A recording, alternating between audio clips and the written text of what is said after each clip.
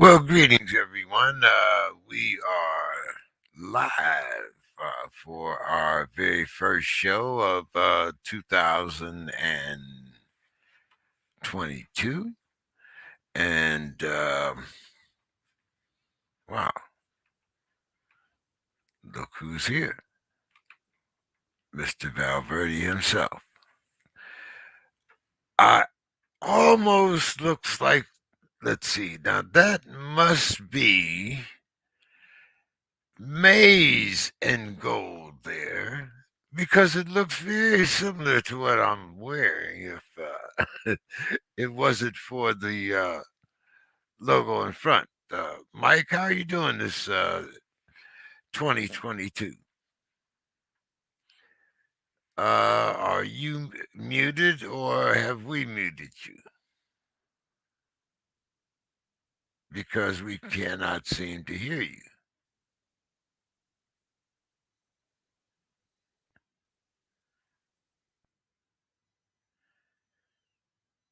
No.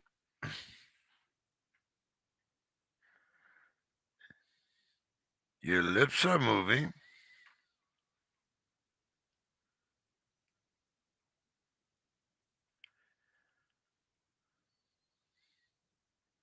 Nope.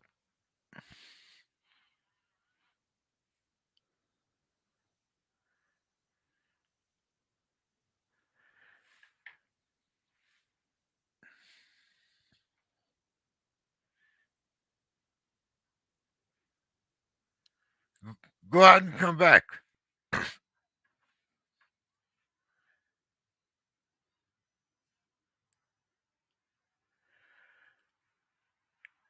Not exactly sure what's happening here. We're having a little technical difficulty. Uh,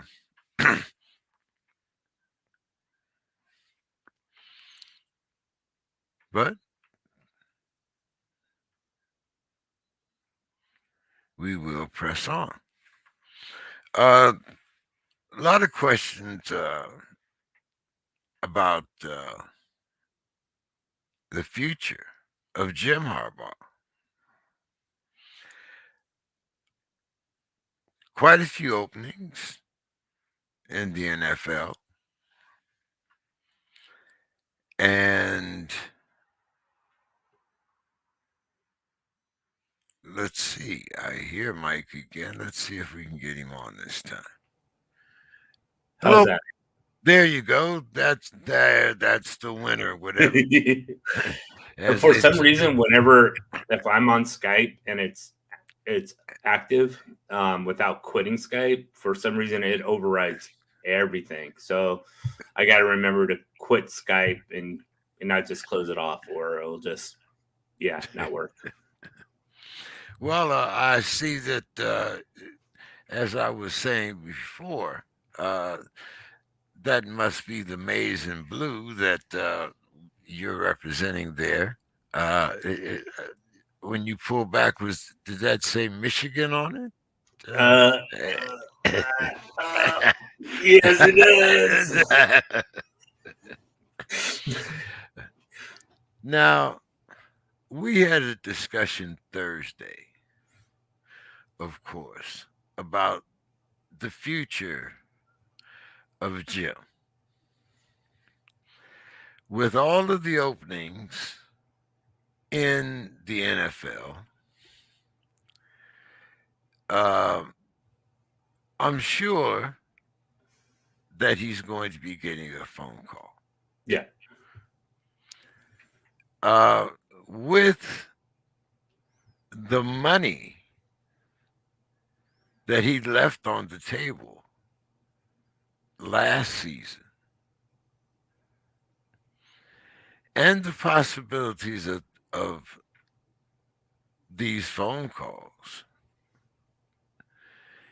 is Michigan being held, or let's put it like this, is the Michigan alumni being kidnapped by the Maestro? It's a good question. That's a really good question. I think he definitely has the power now because they beat Ohio State, which he hadn't done since he's been coach, and Michigan hasn't beaten Ohio State, I don't know, since like crazy like 2012, or it's been a long time. So they beat Ohio State. That was the first step. It had been a decade. Yeah. Okay.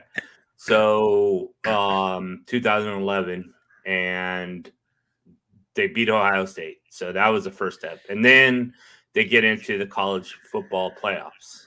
That's huge for any team. He has absolute control on what he wants to do and where he wants to go at this point. As far as what I know, which is not a whole lot, of course, but from what has been released is that Michigan definitely wants him back, and he wants to be back with Michigan, but to pass up a pro opportunity once again where he got kind of cheated out in San Francisco might be pretty difficult as well. And every coach wants to be a head coach in the pros. So he has a better winning percentage than Andy Reid. Oh wow. I did not know that. Yeah, that's pretty impressive. He basically has the golden ticket right now. He can do what he wants, where he wants, and the money, of course, is going to be of course, the lure of the NFL will always, have a say, but money is definitely the overriding factor in all of it. Now, where does that?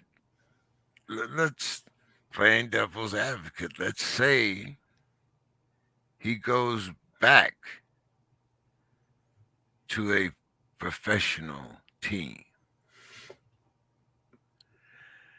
Your program has already been relatively decimated, or will be. Yes. By the draft. Right.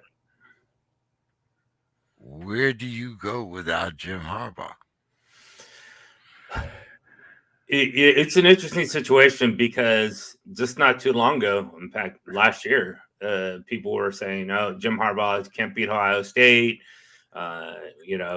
He's average. He's not a great coach." And now, of course, you get into the playoffs and minds are changed. Just like winning cures all, as they say. So I don't know.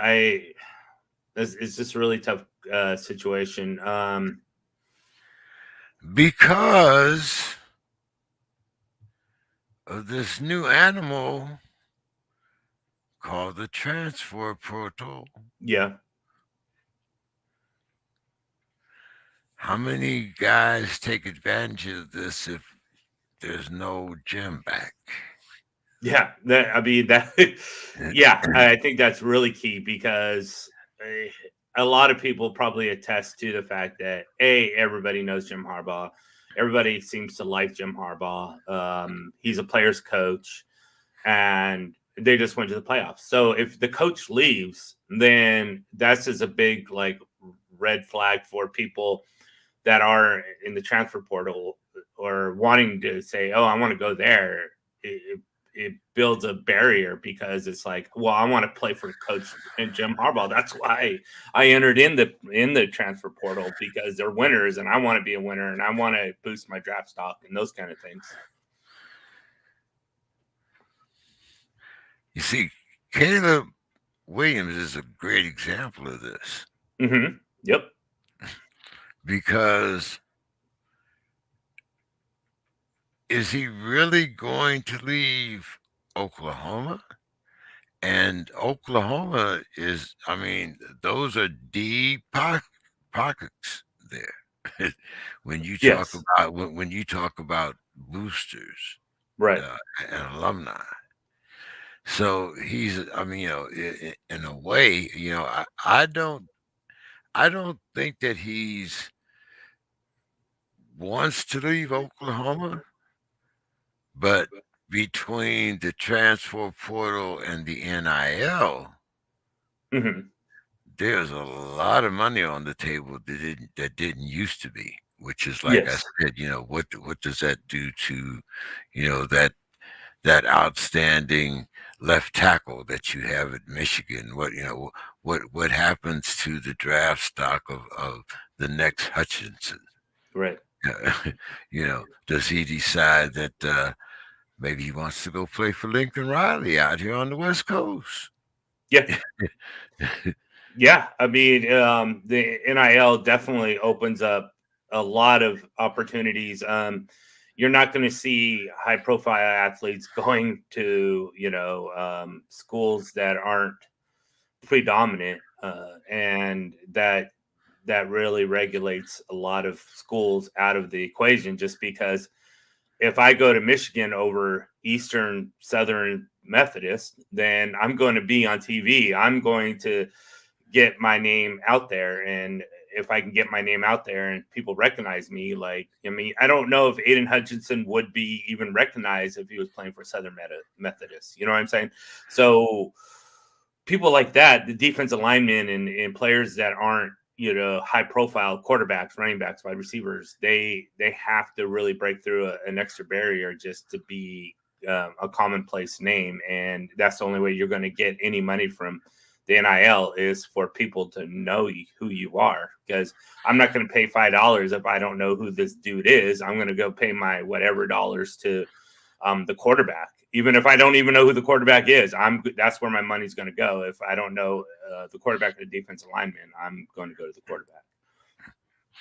But then, in contrast, you have a coach, a high-profile coach, and which probably, well, in this case, as far as just the name recruiting power, you have to put him up there with Jim Harbaugh or Nick Saban.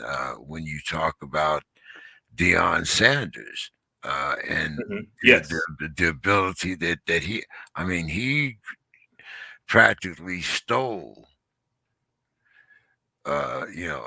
an athlete using an NIL. Yes. Yes. And the problem is too with that is, like, would he have gone there if Deion Sanders was not the coach? Precisely. Which brings us back again to the question of recruiting Yes. in Michigan if Harbaugh leaves. Right. Exactly. If Harbaugh leaves,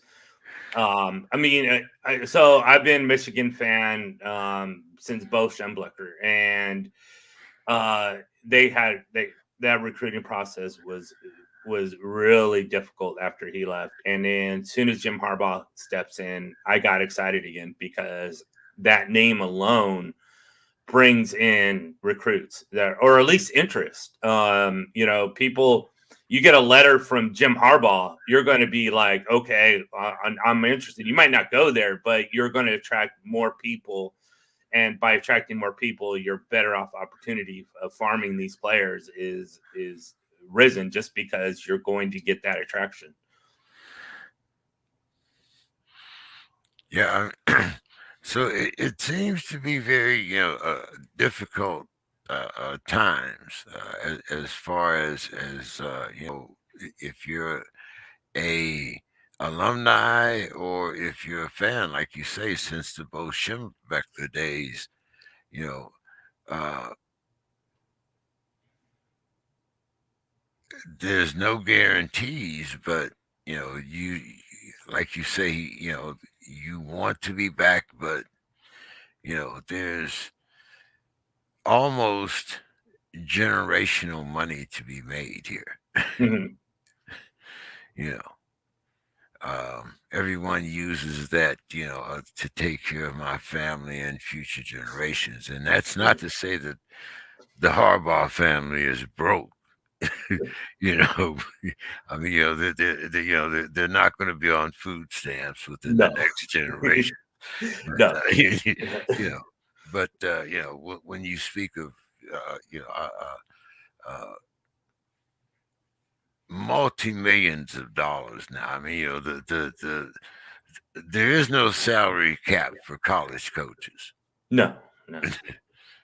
Nor is there a salary cap for NFL coaches. Right. But I mean, like you said, if you look at what he did at the 49ers and you Mm-hmm. look at his overall winning percentage, and you look at some of the Super Bowl coaches, Harbaugh is actually rated up there. Right. So that's a definite possibility. But let's talk about the draft. Sure.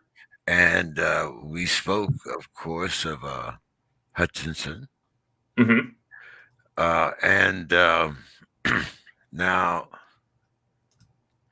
unless things make some kind of drastic change within the next 48 hours and within the next 2 weeks, it's going to be either Jacksonville or Detroit that has Yeah, that first round pick. I think it's going to go to Jacksonville because I think Colts play Jacksonville this week, so Colts should win. I mean, freaky things happen, but it would be a shock among shocks, especially since the Colts need to win this game. It's not like they're set in a playoff seed and they're Right. okay, whatever, this meaningless game. No, it's meaningful, very meaningful. So it would be a very absolute shock to see Jacksonville win this game. Right. I mean, the Colts don't have the luxury of a Green Bay or Right. So you have to, like you say, you have to win. So Jacksonville or Detroit, either one in this case.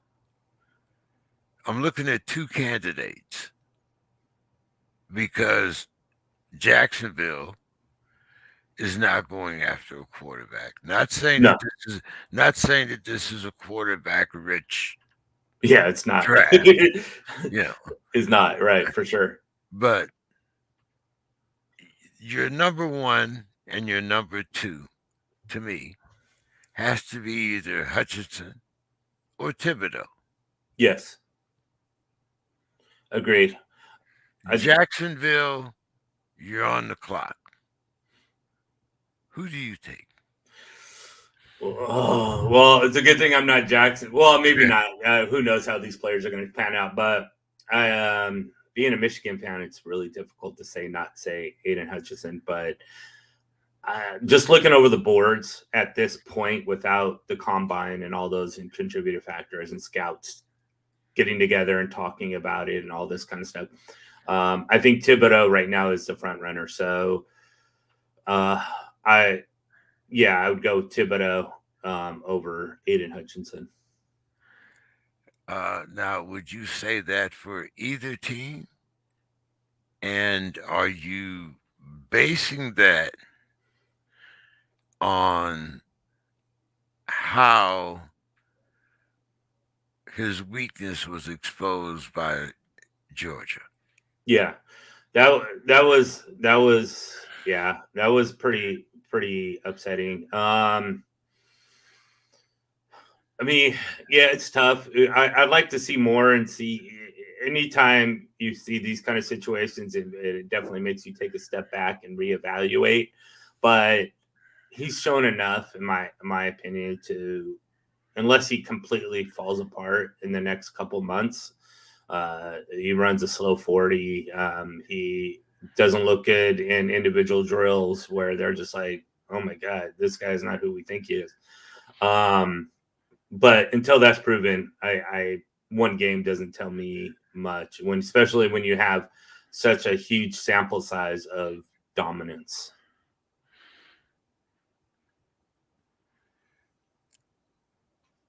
Sticking with that, the University of Georgia is favored in the championship game. Yeah. Now, I don't have money to throw away. But when I look at the dominance of Alabama over Georgia, and I look at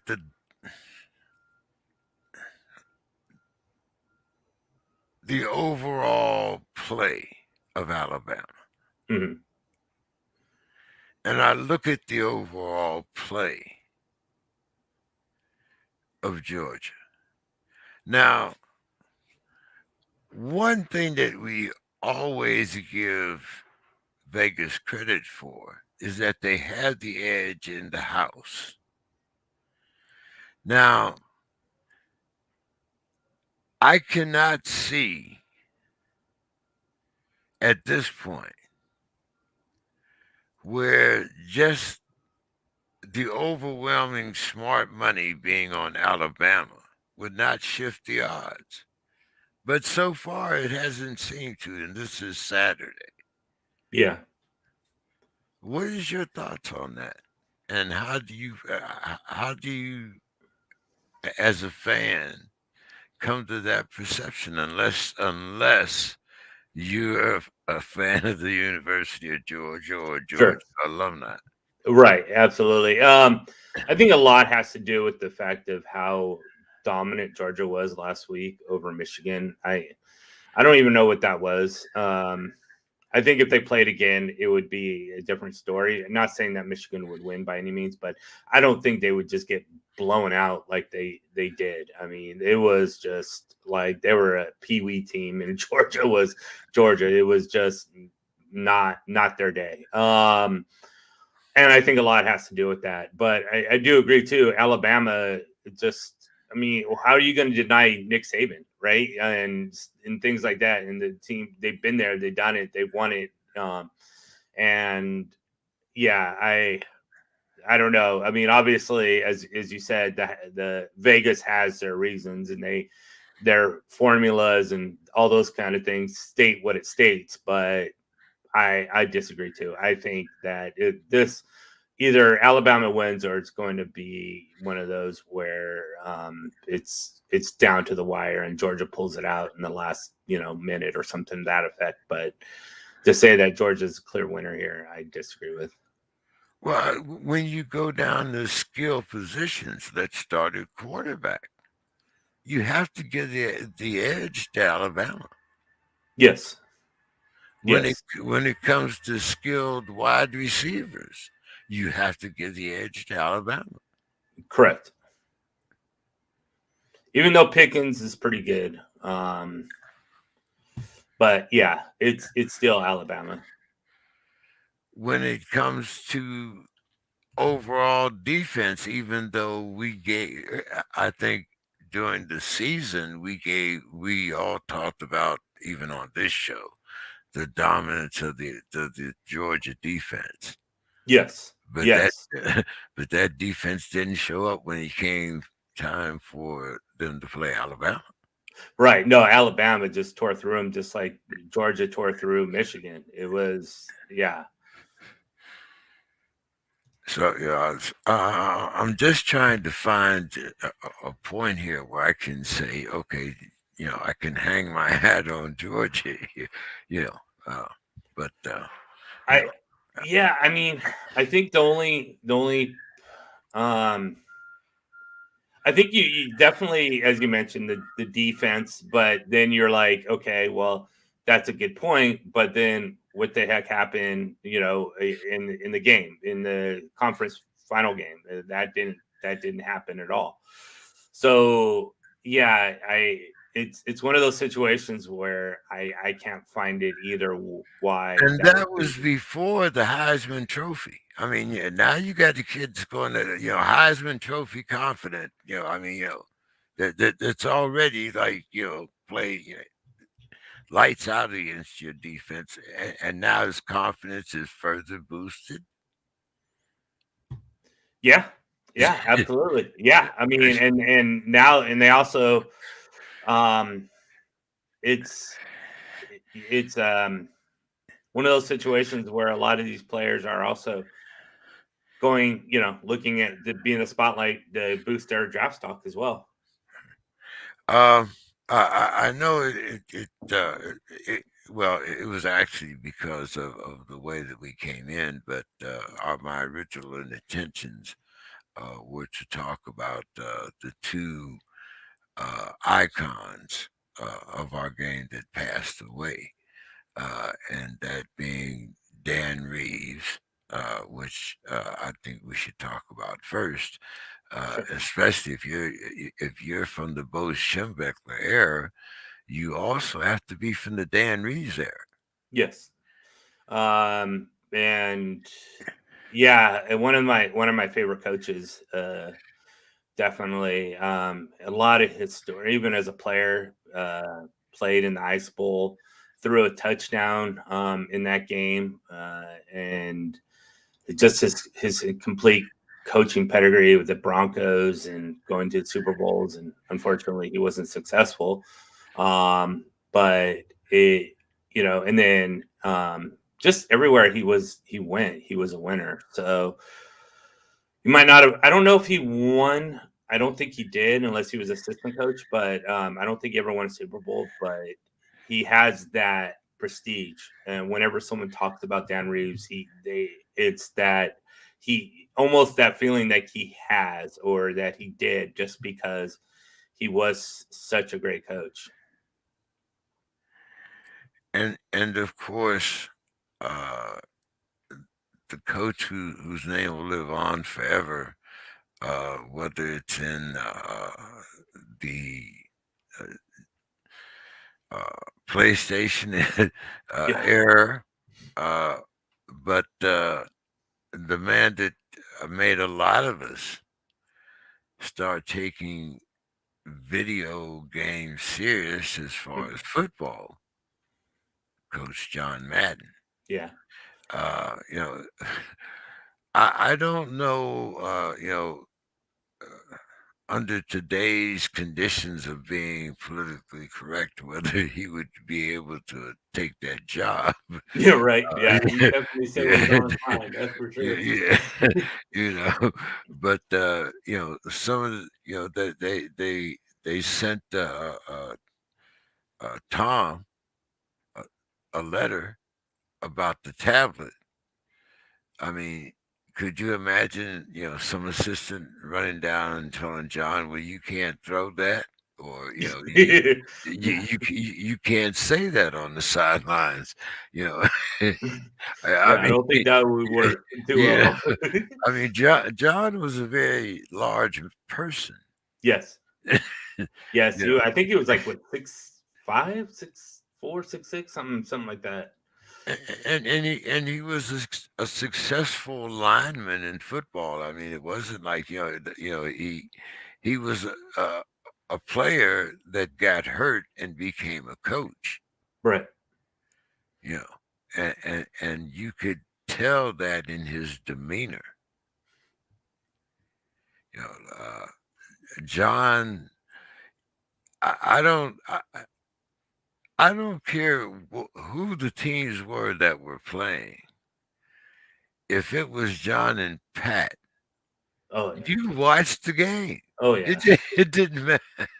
You Oh my god. It didn't matter. They made that game, and I think part of it too is they kind of ruined it a little bit just because they were so far and above everybody else that like almost anybody that you hear now is just you're just like, oh, turn it off. I mean, I feel like a lot of these broadcasters you just want to turn it off because they're just it's so like bad. it's like boxing. You want to watch the game. You don't want to hear them. Yeah, exactly, right. You know, But with John and I Pat lost the name, but Pat Pat Summerall. Summerall. Yeah, Yeah, it was just, oh my god, they just made that game so much better. he actually and that's what made the video game so exciting because you could actually move players. You could actually execute X's and it wasn't about, this is offense and this is defense. No, you can actually move this guy around. You can put this guy Mhm. here. I Yep. mean, you know, they made the game personable. Yeah, Mhm. you could actually participate, and that was the first. That was, I mean, I think that was the prototype to a lot of the video games we have today, including Call of Duty and any of them that you want to name. I think uh, those for uh, guys, for instance, my age, I mean, we might not have been the most, as far as dexterity, but now you have these guys, that are actually, this is almost part of, camaraderie in the team. You guys are sitting back playing video games. You're one guy, and there. I mean, so the contribution that Madden made will live on and on. Yes, yes, and a lot of what I know of Madden too came from my father, who was a Raiders fan. Went to all the Raiders games because we grew up in San Jose, and him and his friend would every Sunday that they were in Oakland Coliseum go watch the Raiders and hear John Madden every single time. And my dad would talk about how great John Madden is, and he was great too. And also with the players, he wasn't talking about players coach. He was definitely a players coach. He would let players do what they want as long as they showed up on time and played with their heart and 100%. And that's all he asked out of him. And they said, okay, we'll do that, and that's what made him always fight to the very end. Ken Stabler and all those comebacks that he had was because not only, of course, attributes to skill and everything else, but they wanted to win for John Madden. And when they finally did win the Super Bowl, that carried through by picking him up. And as you mentioned, a pretty big dude. It took two linemen to get him up on his shoulders. And that was a very, very much of a spotlight on how much they loved John Madden. And it was a very good connection with me and my father through that time as well. So he just touched so many people and so many lives and did so many great things behind the scenes, feeding people homeless and charitable work and things that people didn't even know about until they started talking about it when he passed away. So very few people are as much as a humanitarian as John Madden. I definitely will be missed. I know we have a lot of awards that we give away, trophies, but I actually think that pro football should create a John Madden trophy. Yeah, that'd be cool. Yeah. Um, you have Walter Payton, a humanitarian. I'm not sure what you could, uh, what you would make the qualifications, but if there's a man that really contributed to the game and deserves to have a trophy named after him in pro- perpetuity, I think it should be John Madden. He's definitely next in line. Again, I'm right there with you. There's so many awards out there that you'd have to sort of, come through them. But if they do have something, it definitely should go, the John Madden Award winner. And I think it's meaningful too because just through time and stuff, he's touched so many different lives that it's more than just something that is that award or whatever. I think it would have a lot of meaning to it. Yeah. Let's talk about our final weeks of fantasy football here, and I, I have to ask you because you're the king of dynasty football as far as I'm concerned. Oh, thank you. Now, is there a difference between like our in regular leagues, our final 2 weeks, which is weeks 15 and 16 and 17, are usually the end of our football season. Mm-hmm. And it's usually kind of crushed because, like, as I mentioned, the teams that have made it, You don't know whether to usually start or sit their players or how long, maybe the players are going to play one quarter, maybe they're going to play a half. You know, you you don't really know come week 17, even though you still have the playoffs left. Right. How does that work in dynasty football? Do your playoffs actually coincide with the season? And how much difference is there if you're having a dynasty uh, football league, and you're in your weeks of the playoffs because you still have almost a month of football left. We have this week is the end of most of us if we're Right. playing in the standard football league. Sure.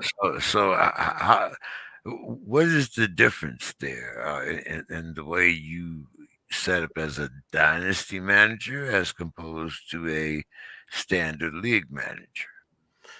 There's really no difference as far as length of time. So both all my leagues are over. Right.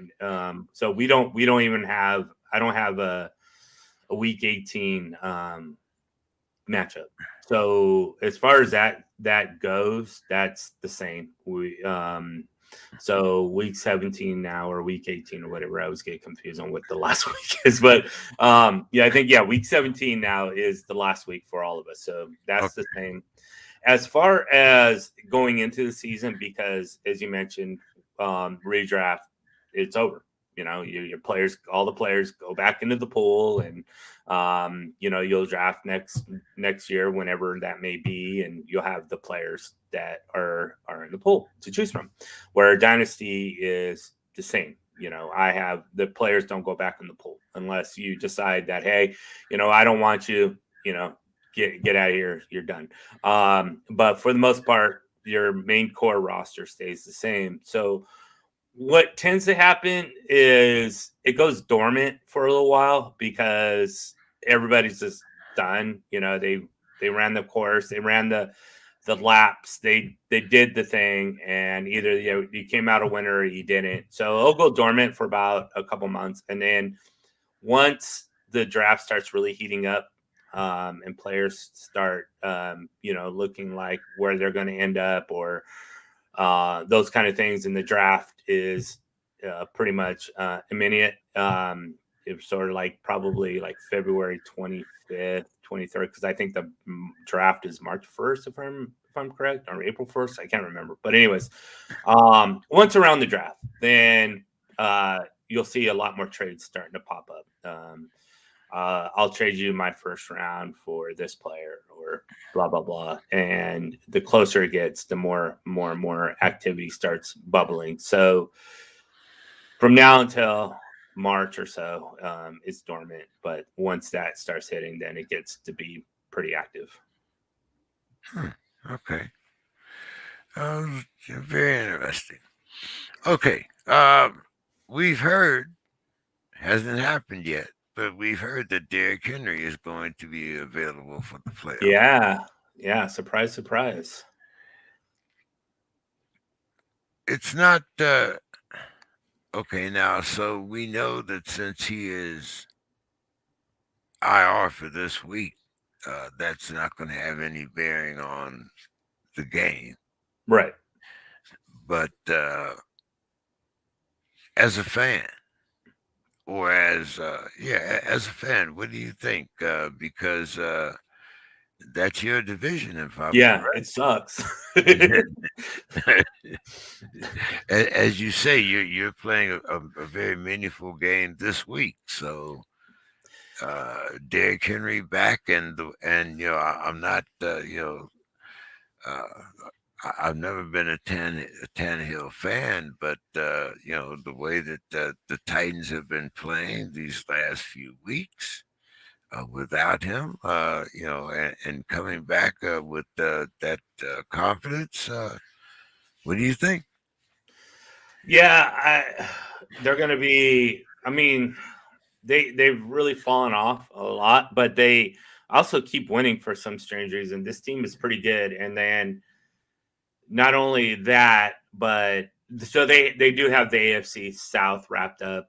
They wrapped it up last week with the Colts losing, but they're winning. I mean, they beat the 49ers. I mean, a playoff talented team, and they just seem to always win. And then now you throw Derrick Henry in the mix, and it's going to be a very tough battle for any team facing the Titans. I mean, as you mentioned, Ryan Tannehill hasn't done much of anything. He wasn't really even all that good when Derrick Henry was healthy for the first, whatever it was, 5 games or whatever that was. But yeah, they're very much of a threat to any team right now. I got to talk about your guy Jonathan Henry. Jonathan Taylor. Knowing that you're a Colts fan, and knowing that at the very best, he'll probably be number 4 in the MVP talk. Yeah. Even though, a season without Derrick Henry, and I'm not saying, we know what Derrick Henry was on pace to do. Yes. But then we know what Jonathan Taylor has done. Correct. Your thoughts on not only his season, but will we possibly the thoughts of a running back being MVP? I'm kind of putting it there with Woodson being MVP. It's kind of like a dinosaur, or bringing back a dinosaur. I mean, I just, unless the next Jim Brown is on the horizon, I just don't see it. It's just, I mean, and they're really not doing the league much favors. I'm not saying Jonathan Taylor should win it. In fact, I probably would put him behind Cooper Kupp, and as you mentioned, 4th. Because Cooper Kupp season you had a Jonathan Taylor's great season, but Cooper Kupp's season was just a little bit better. And then you have, of course, Tom Brady and Aaron Rodgers and that kind of thing. So I really think the league is pigeonholing himself in this MVP category. They have not had a winner that was not a quarterback since I think 2011. So it's like, okay, what's the point of even having an MVP award when it's going to go to a quarterback? I mean, you're just basically pigeonholing yourself to one position. And I mean, I'm sorry, but I think Jonathan Taylor and Cooper Kupp had much better seasons than Aaron Rodgers or Tom Brady. So I mean, Tom Brady, what he did was great for 45 or whatever, how old he is, but is it an MVP season? I don't think so. Aaron Rodgers to me is just, in punk, I guess is a polite term to put it. And I don't think anybody should be rewarding him for his behavior by any means. So that leaves Jonathan Taylor and Cooper Kupp, but they're not going to go that direction because they're not quarterbacks. So I don't like the MVP award until they really start opening up to all the positions and not just quarterback. Well, now I'm going to say this. Wow, you make this difficult for me. Because if I talk about the season that Tom and Aaron had, and then I look at who won my division, the AFC North, where you have to play the Ravens twice, the Steelers twice, the Browns twice, and you still win our division. I have to put Joe Burrows in that conversation. That's a good point too. Yeah, especially down the stretch, the last 8 games, he's just been amazing. And as you met, that division is brutal. All defenses just slug out massacre. And for a quarterback to go through that division, it's regardless of the teams, it's always going to be a fisticuff, tough division in the cold and everything else. Regardless of who we play outside of our division, interdivision is always going to be tough. Yeah, every year, no matter what. I mean, a team could be 2-15, and it's going to be a slugfest. So, yeah, 100%.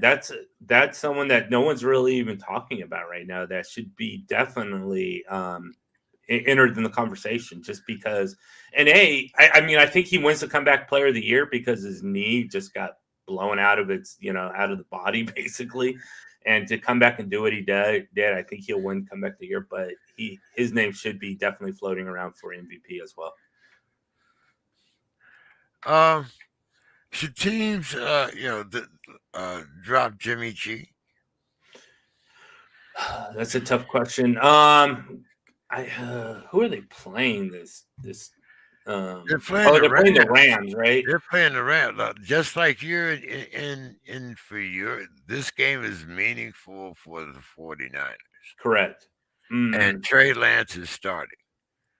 So what I'm saying here is, it's kind of like, you've let this genie out of the bottle. Mm-hmm. This is how you've drafted Trey Lance to take Jimmy G's place. Correct. Trey Lance is probably right now your quarterback going into the playoffs unless Jimmy G gets healthy. True. Can you put the genie back in the bottle? Yeah. I think it depends on how well Trey Lance plays today. Sunday. If he plays like he did last week, then it's going to be very, very difficult to do so. If he completely just, is a wreck, then that'd be, of course, much easier. But you're on it. It's out. It's now you have 2 weeks with the rookie, and if he's solid for 2 weeks, I don't see there's a chance of him being set down in the playoffs, even though the history proves that rookie quarterbacks in the playoffs are just bad. Ben Roethlisberger is, I think, the only quarterback that took a team to a Super Bowl as a rookie. But everybody else is just flamed out.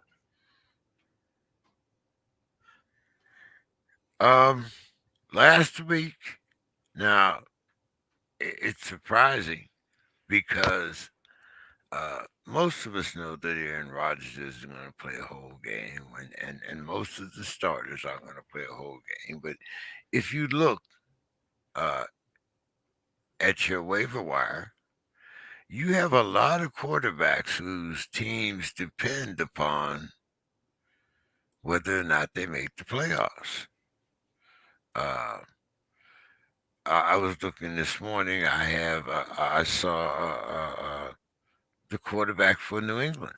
He's out there on waivers. Well, if you have Aaron Rodgers, for instance, I have 2 quarterbacks. One is Lamar Jackson, which I know is going to be out, and my other one is Aaron Rodgers. I'm in my championship. This is my championship game.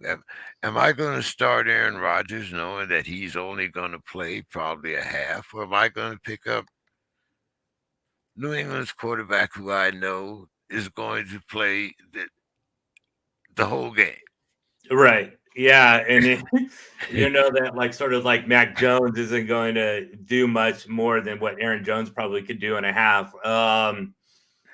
Yeah, I think you got to go with the full game guy. It's just too many intricacies and elements that go into one half, in hopes that he plays. And as you mentioned, he might not even play a quarter. I just think there's too much risk. I'd rather get Mac Jones in there and have that, the volume. Especially if you're in a close game. I have a 5-point lead. I mean, okay. you know. So am I gonna proceed the, on the side of caution and pick up Mac? Of course I am. Right. You Yes. know, you know. Now maybe if I had a 20-point lead or a 25, maybe I would. Yeah, then you can have a little bit more fun and go, okay, I want to see Aaron Rodgers on my team Yeah, and yeah. put up the points and those kind of. And if he doesn't, oh well, I've still got it in the bag anyways. Which brings me to another question. I also have AB Eesh. as a starter on at least two of my teams. Where do I go for replacements? Pretty.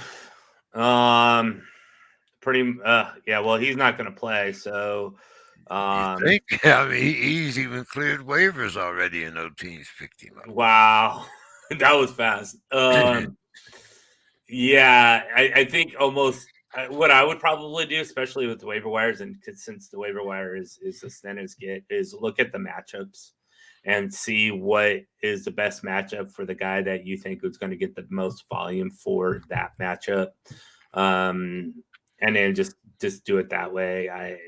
It's much easier when there's an abundance of players that you can test out and try and those kind of things, but nowadays it's just whoever, maybe Kadarius Toney's out there or something that is someone that you'd say, okay, well, this guy's going to play, he has a name to him and has produced in the past wherever, how many different weeks, 1 or 2 weeks, but at least he's done it, and I like this matchup. That's the kind of example that I would do. We also mentioned the big game this week, 49ers against the Rams. Who scores the most points, Cooper or Debo? Ooh, I can't go against Cooper. I can't. It's probably going to be a really fun game. I mean, one's a wide receiver 1, one's a wide receiver 3, so it's not anything. But if you have both, enjoy the show because it's going to be a lot of fireworks. But I can't go against a wide receiver 1 who is just done it every single week, and yeah.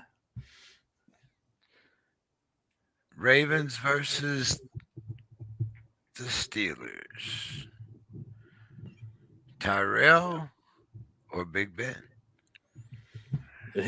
I'm gonna go Huntley just because I know that he has the legs, and he's not too bad. I mean, as far as a backup go, like Colts have nobody at backup. I mean, if Huntley was available, I'd be like, we need to get him.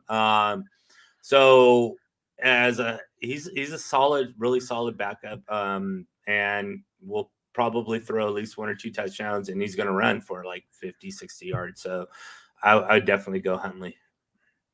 Oh man, you just disrespected my defense. Yeah, I did.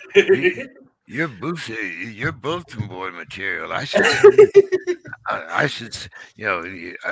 put you. I should send you to our locker room. Like I'm sure that this the odds makers is in Alabama's locker room. I'm sure. I'm sure on every locker it has "We are underdogs." Oh man, yeah. Hey, you're going to be a part of Mike Tomlin's pregame warm up there with the little arrows and stuff. I mean, look at this! What this guy said. Okay, so let's go the other way then. We already talked about it. Excuse me. Are we going Trey or are we going Matt? The Rams against the 49ers. I have to. Oh, and I'm probably going to go back and reverse about what I just said about running. But that secondary for the 49ers is just horrible. I can trust Matt Stafford to at least throw 2+ touchdowns and like 300 something yards, where Trey Lance, that's going to edge out Trey Lance and his rushing upside. Trey Lance might get 1, maybe 2 instead of 2 or 3. but he's definitely going to outrun Matt Stafford. So it's close. It's close. I think like Matt Stafford is like a QB 7 or 6 this week, and Lance is like a QB 9. So it's not going to be a blowout by any means, but it's I if I have to pick one, I'd take Matthew Stafford. All right, here's another good game because this team is also playing for its playoff life. And the other one, I'll kind of get into this a little after you make your pick here. But who scores the most points this uh, weekend? Russell Wilson or Derek Carr? I think Russell Wilson is fine. I think he's back to normal with that dumb mouth finger that he had. So an injury I've never even heard of until this year, and I can't remember the other quarterback that had it too, but it's one of the rarest injuries to have, and then to have 2 quarterbacks have it is just like winning the lottery. But I think he's completely healed from that finger. At least it looked like that way last week. So I think Russell Wilson. So you think that the Raiders will be knocked out of the playoffs by the Chargers? Probably. That makes sense. Well, that's the reason why I said the importance of Derek Carr to win this, because they at least still have, I believe, a wild card chance, or because I believe the Chargers won the first game. So if the Raiders win, it'll be the Chargers won't have the tie. But if the Chargers win, they'll have the tiebreaker by the best record of the season. So whoever wins that game will go to the playoffs? Yes. Okay. Yeah. I also asked this question on Thursday. Do you think that Russell Wilson and Pete Carroll will both be with the Seahawks next year? I don't think Pete Carroll will. I think Russell will. So Pete Carroll is probably gone. And Russell Wilson is just too much of a fan-based player and a great quarterback to say, well, we don't need you anymore. Pete Carroll is definitely someone that they can let go. I don't think he was even favorable in Seattle. I don't want to talk about Seattle fans because I'm not one of them, but all I hear from just around is how bad Pete Carroll is and how they want him out of here and blah, blah, blah. So I would think Pete Carroll's kind of gone. Yeah, I think their record after losing the Super Bowl has ensured that Pete Carroll will not be there next season. But have they? I would say they have, but I'm not 100% sure if they even made the playoffs since going to the Super Bowl. I'm pretty sure that they haven't. That's why. Yeah, that's what I'm thinking too. That's why I said their record since the Super Bowl, even if they have made the playoffs, they haven't went deep enough for us. Yeah, they even remember what they've done. Yeah, exactly. Right. Patterson or Gaskins? I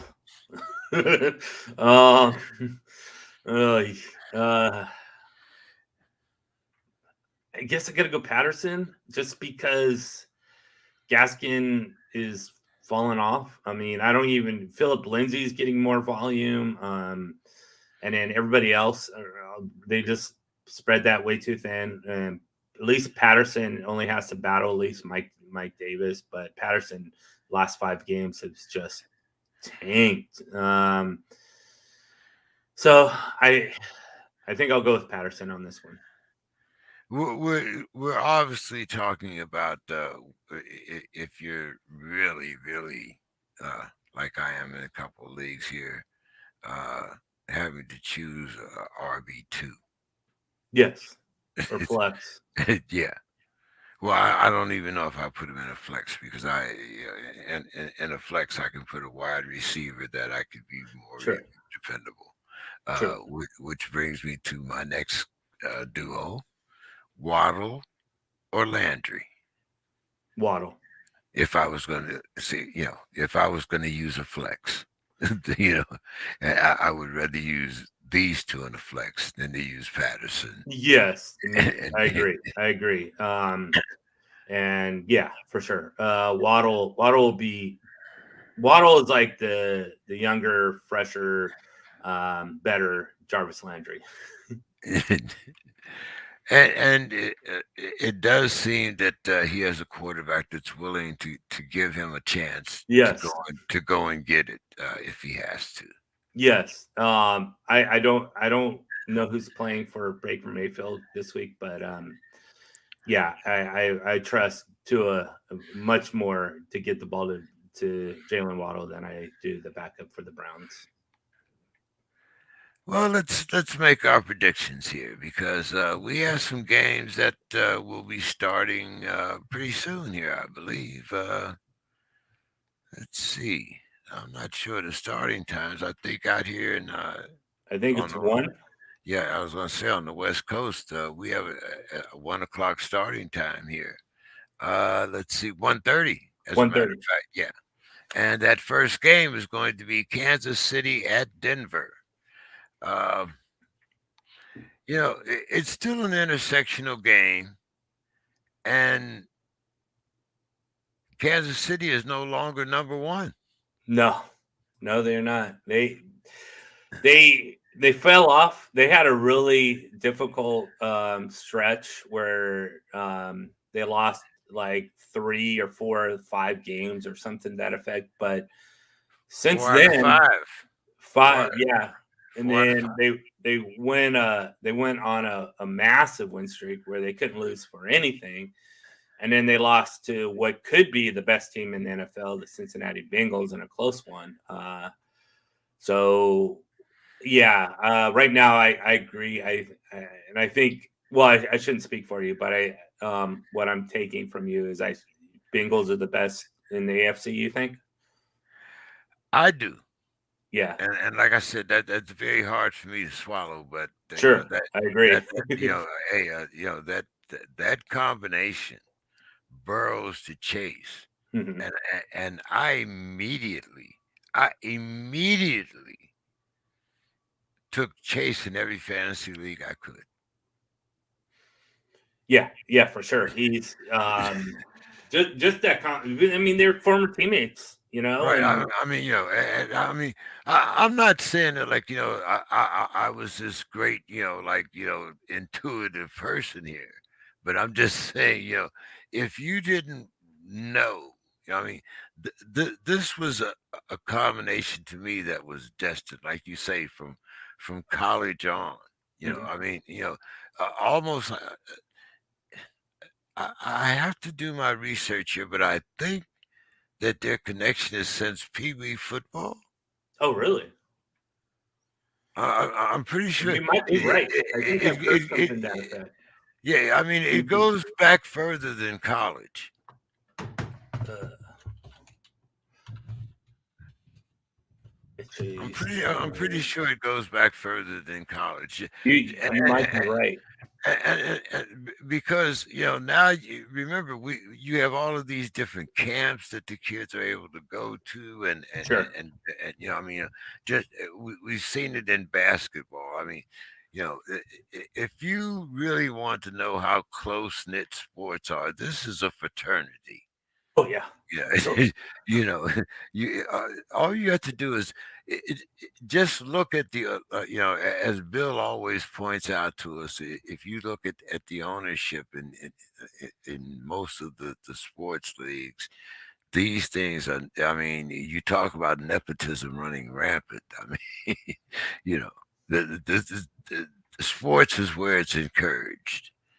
If your dad was the man, then somebody that knows the man who knows the man. Yes. So, you know, but so yeah, getting back here, the Kansas City still has a lot, to uh, I won't say prove, but they do have a lot to I would say, yeah, well, hey, for lack of a better word, to prove to their fan base, to prove to themselves especially after that last minute loss to Cincinnati, and I think Denver is going to be the recipient of some of that anger. And then because they lost to the Bengals, they're going to have to win. Because if they lose and the Bengals win, then it will go to the Bengals, I think, for the first seed. So this is as we talked about the Colts. This is another game here where it's not going to be, oh, well, we'll just pull Patrick Mahomes or we'll just do this, and we'll see how this works out because we're going to There's eat only into one the bye. There's only one bye. Yeah, exactly, and that goes to the number one team of course, and get the chance to rest the players and all that kind of stuff. So absolutely, the Chiefs are going to come out and do what they need to do in this game. This is a playoff game for a lot of us. So I'm starting Patrick Mahomes, of course. I'm a little skeptical because I have a chance here to start. I have 3 wide receivers, and I'm not sure whether or not I'm going to put uh, Tyreek Hill in my flex spot, or whether or not I'm going to put, I believe is it Deontay Freeman? That's the running back for the Titans. Oh, Deontay Foreman. Deontay Foreman. I'm sorry. So I can put Tyreek Hill in as my flex, or I can put Foreman in as my flex, and I can put Debo in as my wide receiver 1, and I can put excuse me, let me look here, but I believe it's CD Lamb as my wide receiver 2. Your thoughts? Yeah, CD Lamb. Yeah, I don't know what's going on with him the last 4 or 5 games. It's just not been good at all. Doesn't mean they won't be, but I mean, I think he bounces back. He's too good not to have a good week this week. So I think you're good there. So it would just really come down to Tyreek Hill and Deontay Foreman, which you ask anybody in the beginning of the season what they should do there, it would be a clear Tyreek Hill. Yeah. In the beginning of the season, yes, but I'm also looking at his performance last week. Yeah, and just overall performance. He's had a great games, but he has not been a consistent performer by any means. Right. Deontay Foreman, actually, he's not blown the top off the roof, but he's been consistent. Against the Broncos, I'd probably go Foreman. I mean, it's really tough to say sit Tyreek Hill, but I would probably go Foreman. And the reason why I did that is because of my 5:15 game, which is Dallas at Philly. Mm-hmm. And we know that Philly has made the playoffs in a division game. And Dallas has not, even though they won their division early, and Micah Parsons has been playing lights out. Yeah, amazing. This game could mean a lot for Philly, even more than Dallas. Yes. But I do believe, talent-wise, this is why I'm picking CJ Lamb. Yeah, and and also my lack of confidence in Zeke. Yeah, that guy. He's banged up, old, and And there's no Tony Pollard. Tony Pollard. Pollard is out. Oof. Yeah, they're going to have to put it up in the air, and that should benefit CD Lamb for sure. So my two winners here, even though I took CD Lamb, my two winners here are going to be Kansas City and Philly. They're playing at Philly. A lot of missing pieces there. I agree with Kansas City. I'm going to go with Dallas.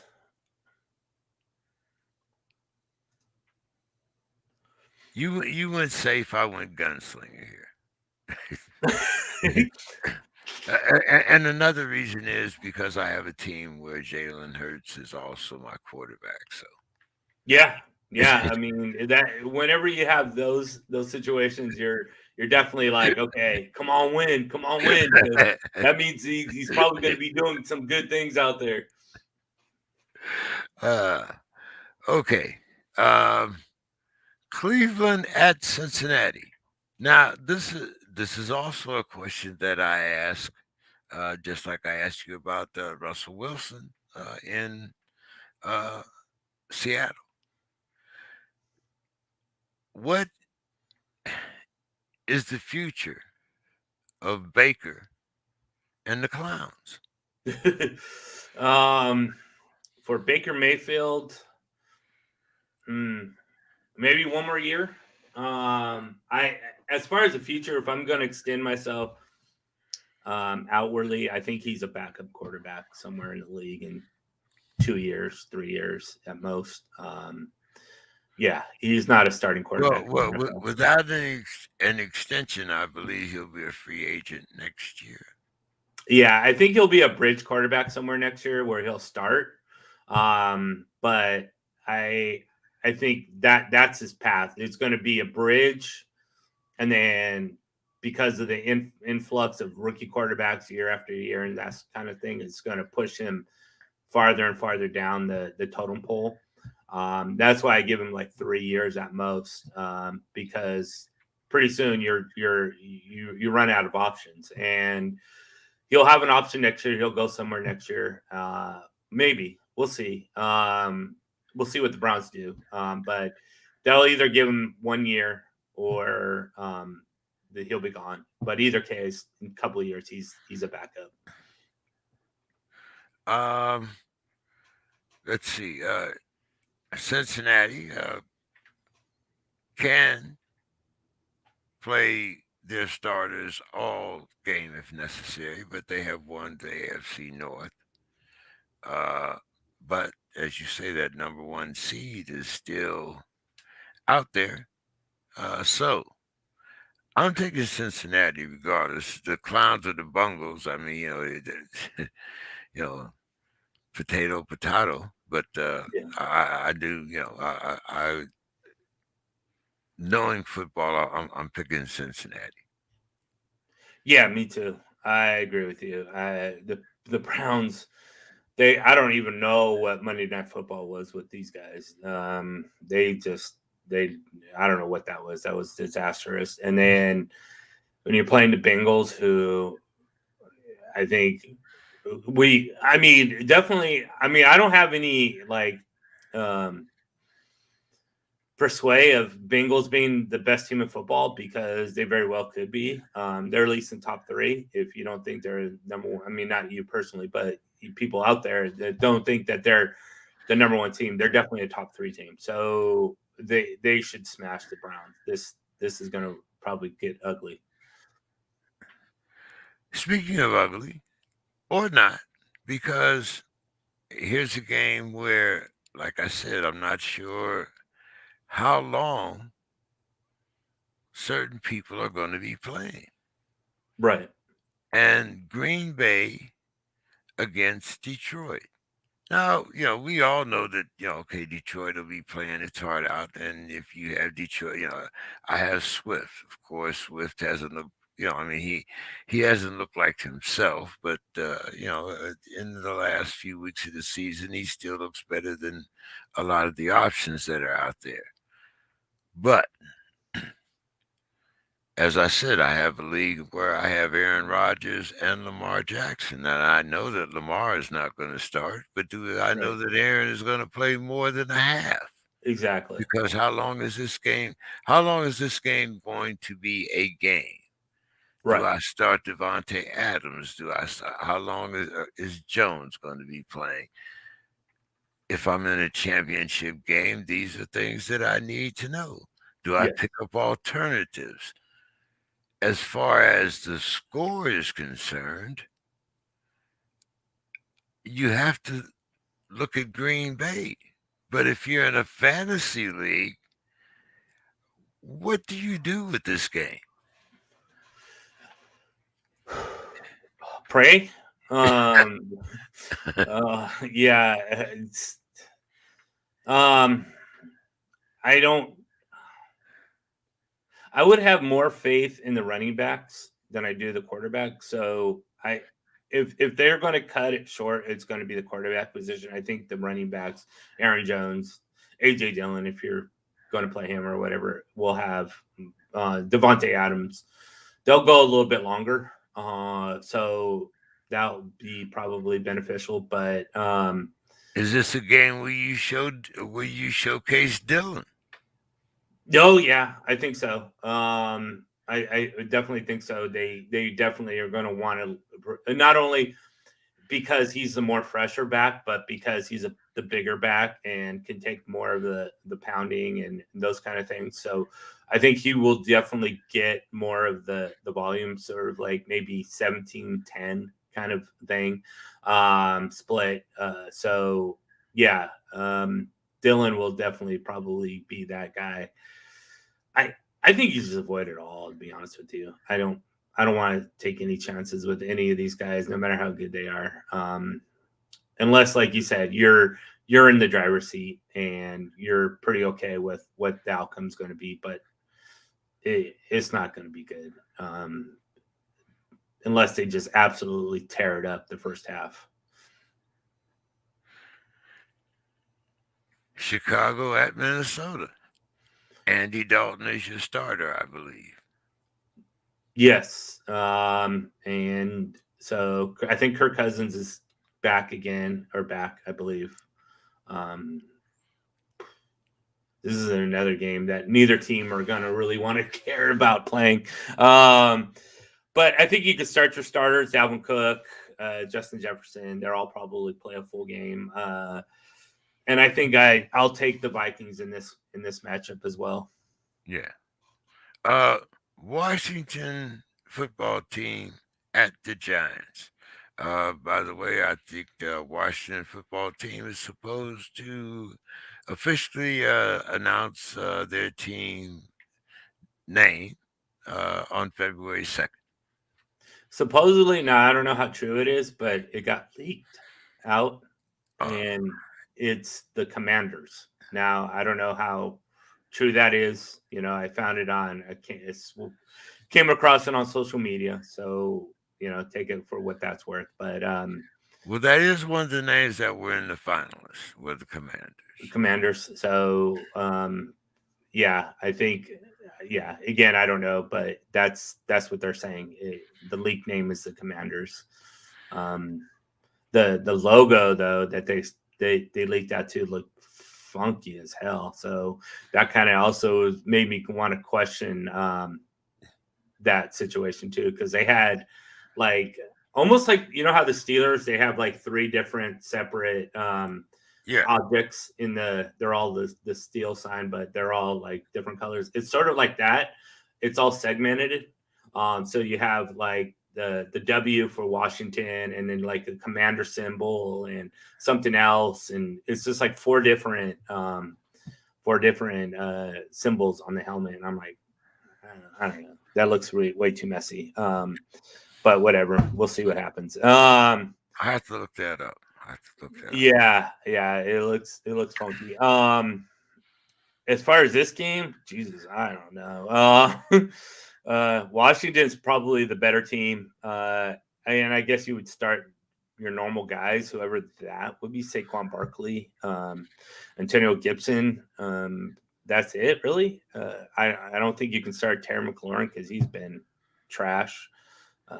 None of the receivers for the Giants are any good. So, and none of the quarterbacks you're going to really want to start either. So it's, I guess, Antonio Gibson, Saquon Barkley, and Washington football team wins.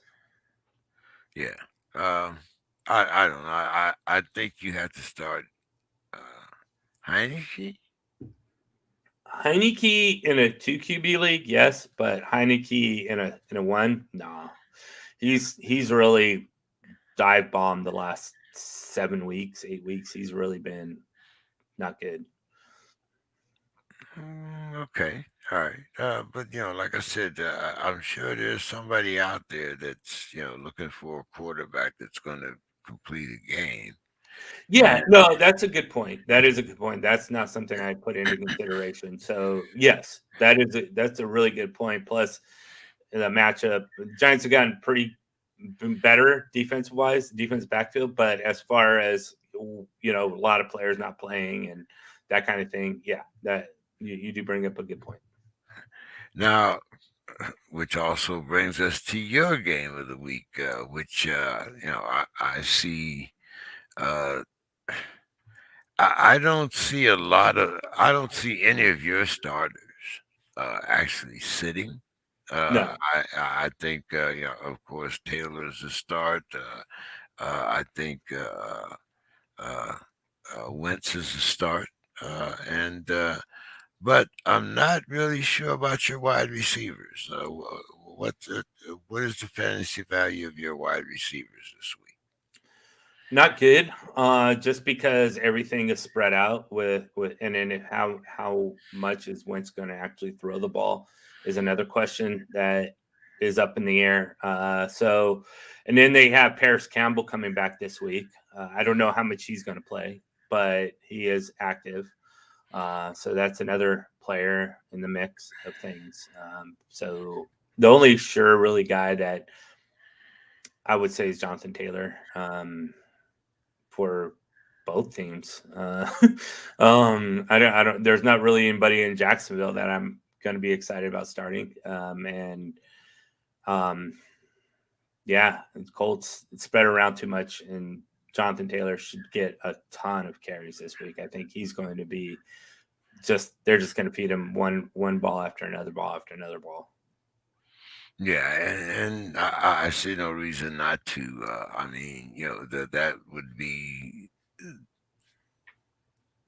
the safest route to what you need. You need to win the game in order to stay alive, and that's. I mean, uh, hey, give it to Taylor, and let's see how the big horse runs. Exactly.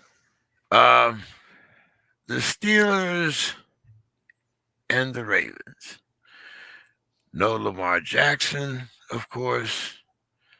Uh, the Steelers get, I believe we get Hayden back, and Johnson is also not that he set the world on fire, but he is active,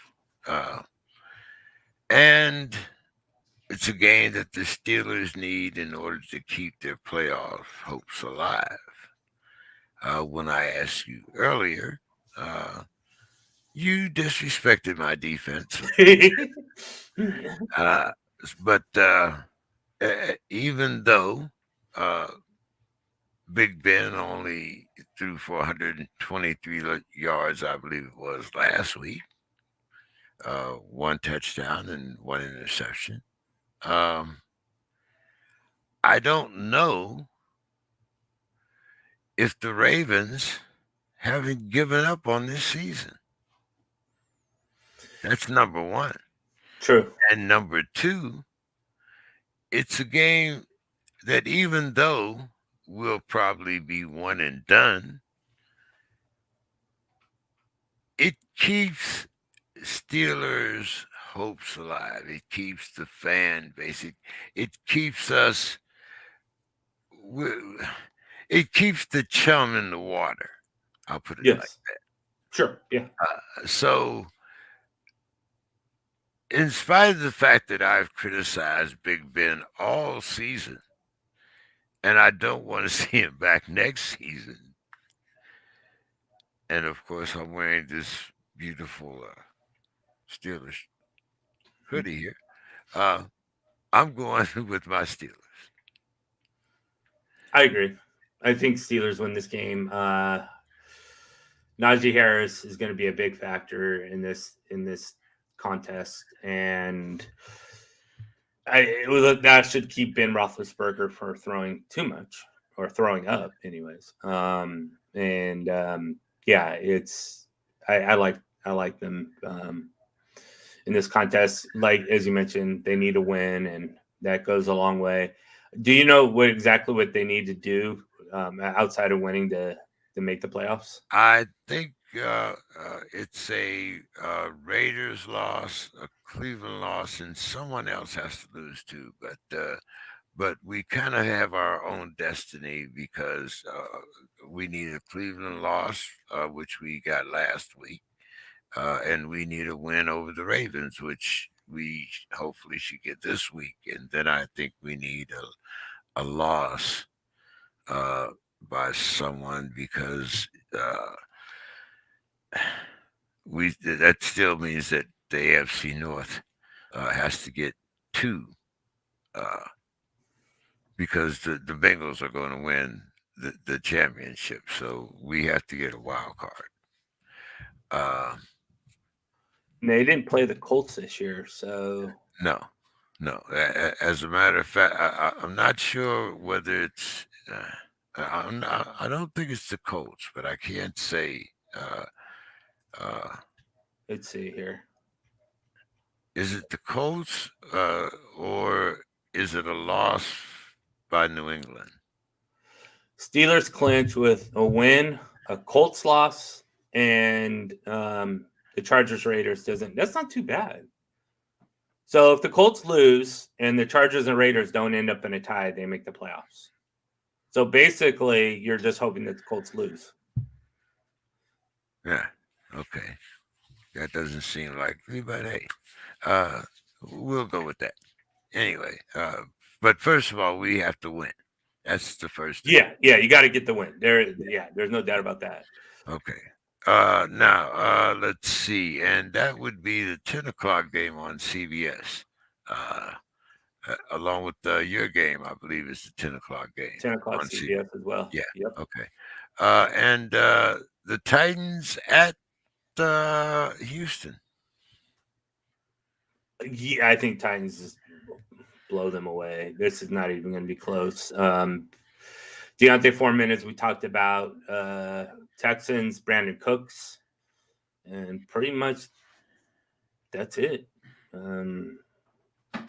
Yeah, no tight ends either team. Quarterbacks, not really. Of course, as we prefaced, if you're have an Aaron Rodgers or someone that is going to probably not play the full game, then those opportunities open up for you. But yeah, I think it's just Brandon Cooks and Deontay Foreman. Yeah, and the likelihood of both of them not playing a full game is just kind of slim to none. I want to go back to the game before this, though, when we were talking about Pittsburgh and the Ravens. Another conversation that we had Thursday. Uh, Pittsburgh will probably be in a very unusual spot in that for the first time in quite a few years, we will have a spot higher than 25th. Projected right now, it could be as high as number 17. Mm. Now, even though there are not that plethora of quarterbacks of talent that we've seen in recent years, there's also not a lot of teams that are looking for a quarterback as there Yes, have been in the past. especially early on. They're all like, the Jets. They have Zach Wilson, and I those mean, guys. most of even the Jaguars, they have Trey Lawrence. I mean, Trevor Lawrence, exactly. so I mean, there are teams, even though they might be what we call lower tier teams, that have invested in Zach Wilson with the Jets and so forth. I mean, we so there's a projection that and there's also a familiarity here because the Pitt Panthers do practice in uh, the Steelers facilities, so they've had a chance to look at this young man since he's came in as a freshman. So by now everyone knows that I'm talking about Stills, and uh, what do you think if he's there at number 17? Do you think that the Steelers, even though he might not be projected as being, I mean, this whole quarterback class is not what we had last year or the year No, before, no, but he is projected to be one of the top five yes, in this particular class as yes, far as QB ranking. right. What would you be surprised if he were still available and he were there that the Steelers would pick him up, considering the performance of Mason Rudolph and Dwayne Haskins? Yeah, I would be surprised if Kenny Pickett is there, just because I think Kenny Pickett is going to be one or two quarterbacks off the board. Matt Corral, Kenny Pickett, probably, depending on like what those situations are, right? As we talked about, the combine and all that kind of stuff. But I do believe Kenny Pickett at this point, he's probably 4 or 5, but I do see him climbing up to 1 or 2. So I would be surprised that the Pittsburgh Steelers have an option to go with Kenny Pickett, but if he is there, I absolutely 100% would go Kenny Pickett. There's no doubt in my mind. I'm looking more like a Sam Howell for them. But yeah, Kenny Pickett would be marvelous. That would just turn a whole lot of things around for them, especially at quarterback position. Ben Roethlisberger is Ben Roethlisberger. He's still, I mean, at his age and what he's left with his body is doing tremendous things, and that's just a tribute to how great of a quarterback he really is. But in no way, and I think just as we saw with him getting emotional and last week, it's he's done. He's already planning retirement and what he's going to do and all those kind of things. So yeah, There comes a time when the body tells you, no matter what the mind says. yeah, it don't matter. I mean, I when I get up in the morning, I still might want to run a mile, but at the end of the block, my body is telling me, well, you might want to slow down. Slow down a bit. Yeah, Yep. yeah. Maybe you might want to walk a mile instead of run a mile. But so with what he has been through, and uh, those hits that he used to shrug off, uh, some of them he might shrug, some of them he might not, but Yeah. he feels every one of them. Yep. 100%. I mean, our bones, I mean, I get up out of bed and my bones say hello to me every single morning with cracks and creaks and everything else. So, and then it's cold and, a little edge bump on the refrigerator door that would not bother me whatsoever. I'm like, oh my goodness, it hurts. So yeah, 100%. All that happens without a doubt. And playing this game of football, we all know how brutal it can be, especially at quarterback. He's a soldier. I'll praise him as a football player. I won't praise him as a person, but as a football player, he definitely has my respect. Let's talk about another team that might be looking for a quarterback here, because I'm not really. One thing we do know that that they're set as far as Alvin Kamara is concerned, but there are some facets that we're still wondering. A wide receiver being part of it, quarterback being another. But let's talk about the Saints. They're playing Atlanta, and they still have playoff hopes. Your thoughts? I'm very surprised. I'm actually surprised with both teams. I did not expect the Saints to be 8-8 with nobody at quarterback, with nobody at wide receiver. Alvin Kamara, we all know he's great, but he's actually not been the Alvin Kamara that we know him to be. And in the Falcons, he's mentioned. I mean, he's missed stretches of the season also. Yes, been injured. Correct. And the Falcons are the same way. I mean, Kyle Pitts is a rookie.